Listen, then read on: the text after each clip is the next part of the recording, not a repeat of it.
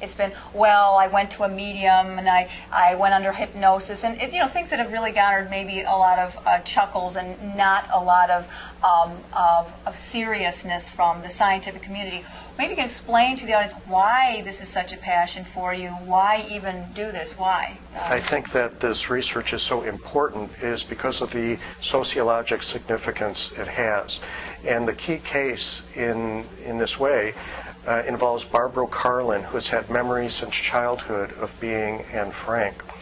And she falls into the same category of cases as the Ian Stevenson cases studied at the University of Virginia. But Barbro, unfortunately, didn't have anybody around her like Ian Stevenson to study her. She was born in 1954, 9 years after Anne Frank died in a concentration camp. And when she was only 3 or so, she told her parents that my name's not Barbro, it's Anne Frank, that you're not my parents, my real parents are going to come get me, and this is not my real home. My real parents are going to take me to my real home. And her parents thought she was just making this all up. They had never heard of Anne Frank because the diary of Anne Frank had not yet been published in Sweden.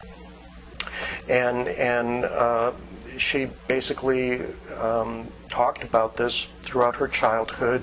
She remembered the attic, the concentration camp, the arrest prior to the concentration camp. And again, her parents thought she was making it all up.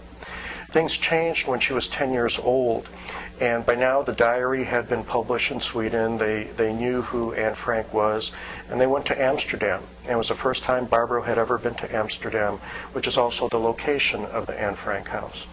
The father wanted to go to the Anne Frank house and museum and picked up the phone at the hotel to get a cab. And Barbro says, "We don't need a cab, it's right near here." And her parents said, "Well, how could you know? You've never been here." And she said, "Well, I don't know, but I know, I'll show you." And she took them by the hand and led them on a 10-minute walk through the winding streets of Amsterdam directly to the Anne Frank house. Inside the house, in the area where Anne Frank lived, Barbro looked at a wall and said, "Look, Mommy, the pictures of the movie stars are still there." And Barbro explains that it even made her feel at home, like they're still there. And her mother looked at her and said, and looked at the wall and said, "Barbro, there's nothing on the wall. The wall is bare." And Barbro looked again and realized this was true, and she got confused and started to cry. And the mother said, "Well, let's ask the tour guide." And the tour guide said, "Yes, indeed.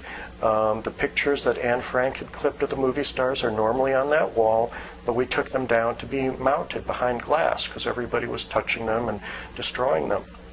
And it was the first time her parents ever came to believe that what she had been talking about all these years was actually true. And they said, "How else could you find your way here? How could you know about the pictures?" And after that, her mom actually became a strong supporter of her. Just like Anne Frank, Anne Frank became the most famous victim of the Holocaust, not because she's the only one who died. She became famous because she wrote a diary that was very readable, that addressed universal themes. And Barbro was born with the same gifts. And she started to write for herself, and a family member or friend read what she was writing as a little girl and said, "This is really good, this should be published." And at the age of 12, she had her first book published, and it became the best-selling prose book in Swedish history. And she had several other books published in her early years. And she even became a small celebrity, going on television and debating ministers about theological issues. So not only did she have the memories, but she had the same talents. And this is another thing we observe in reincarnation cases, that talents can come through from lifetime to lifetime. Barbro finally wrote a book about this in 1996, and I met her in 2000. And when I heard about her, I was first skeptical. I'm always skeptical about people who think they're somebody famous. But I met her, and I came away thinking, boy, she's genuine. And I had been working all these years on the observation that people have the same facial features, and so I compared them. And it should be noted that Barbro never once in her book, which is called "And the Wolves Howled," she never once says that she looks like Anne Frank, but she's got the same face. And I matched the pictures together where, and actually I was very happy because the Barbro Karlen Anne Frank case was published in my Born Again book, which was released in India as a reincarnation case in a very sort of scientific manner. And I'm the first one who put the pictures together, and it's the same facial structure.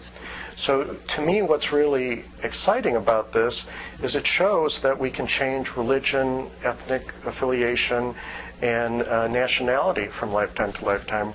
Anne Frank was persecuted and died as a Jew in the Holocaust, where Barbro Karlen was born into a Christian family in Sweden. And I make the point, if 70 years ago the German people knew you could be born Jewish in one lifetime and Christian in another, there never could have been a Holocaust. In the same way, if Jewish people knew they could be born Palestinian and vice versa, or Shiites knew that they could be born Sunni, then all the conflict that we have, which is basically based on these cultural markers of identity, would go away. And that's really why I'm so passionate about the reincarnation research. Thank you. Yeah, and actually, she really does look. I mean, it's a spitting image. It's really remarkable. You know, I went on your website and I was reading about the various ways that you're proposing to conduct research, actual, credible, scientific, objective research on matching lifetimes. And one of the things you discuss is this DNA and the DNA sequencing. DNA, of course, research now is, the latest and most cutting edge. And here in the state of California, of course, we actually have a lot of support for this in our research institutions and through our government for this. I just want to maybe give you an opportunity to talk about this because it really fascinated me. We're talking about DNA sequence. You say that there's a possible hypothesis here, this hypothesis that there is a DNA sequencing that's unique to an incarnating soul. You talk about the soul has a particular energy template and that the body forms around. So almost like it projects this particular energy and the body forms around that. And it's possible that this template may program portions of our DNA. So that seems to be saying that if